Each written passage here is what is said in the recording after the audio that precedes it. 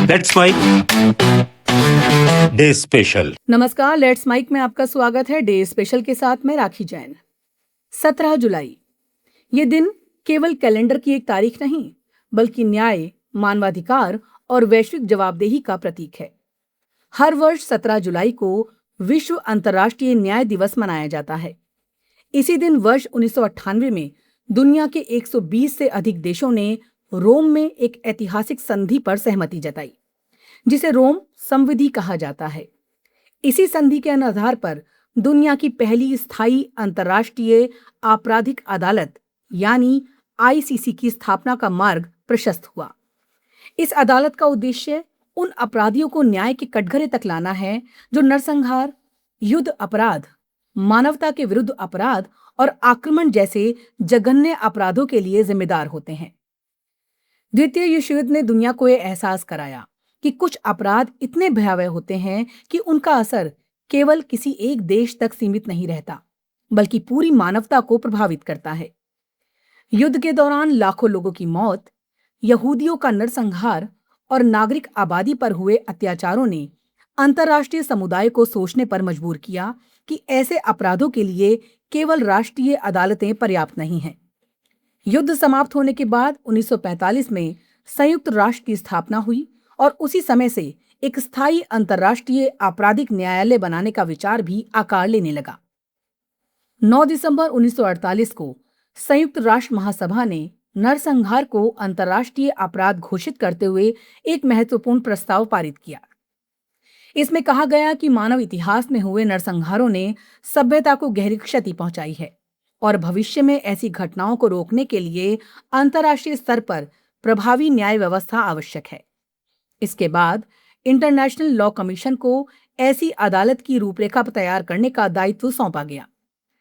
1950 के दशक में इस दिशा में प्रारंभिक मसौदे तैयार हुए, लेकिन शीत युद्ध के कारण महाशक्तियों के बीच राजनीतिक मतभेद इतने गहरे थे कि इस विचार को आगे नहीं बढ़ाया जा सका।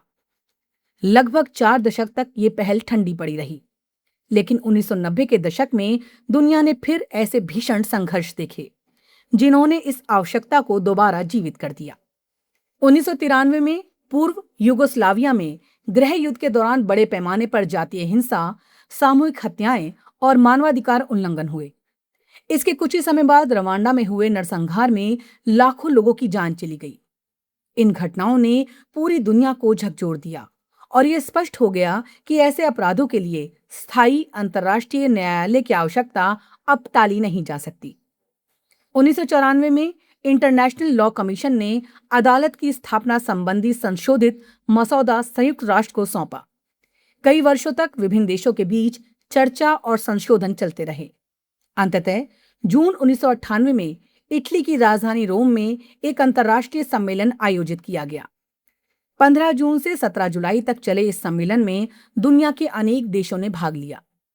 17 जुलाई 1998 को 120 देशों ने रोम संविधि को स्वीकार करते हुए अंतर्राष्ट्रीय आपराधिक न्यायालय की स्थापना का ऐतिहासिक निर्णय लिया। हालांकि ये अदालत औपचारिक रूप से 1 जुलाई 2002 से अस्तित्व में आई, जब आवश्यक संख्या में देशों ने इस संधि की पुष्टि कर दी। इसका मुख्यालय नीदरलैंड के हैग शहर में स्थापित किया गया। यह अदालत केवल सबसे गंभीर अंतर्राष्ट्रीय अपराधों की सुनवाई करती है। इनमें नरसंहार, मानवता के विरुद्ध अपराध, युद्ध अपराध और आक्रमण का अपराध शामिल है। इसका उद्देश्य किसी देश की न्याय व्यवस्था का स्थान लेना नहीं, बल्कि तब हस्तक्षेप करना है जब संबंधित देश खुद निष्पक्ष जांच या मुकदमा चलाने में असमर्थ या अनिच्छुक हो। भारत ने रोम संविधि पर हस्ताक्षर नहीं किए हैं और इसलिए ये अंतर्राष्ट्रीय आपराधिक न्यायालय का सदस्य नहीं है।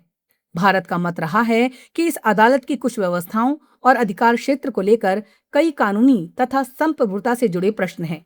इसी कारण भारत सहित कुछ देश अब इसके सदस्य नहीं बने हैं।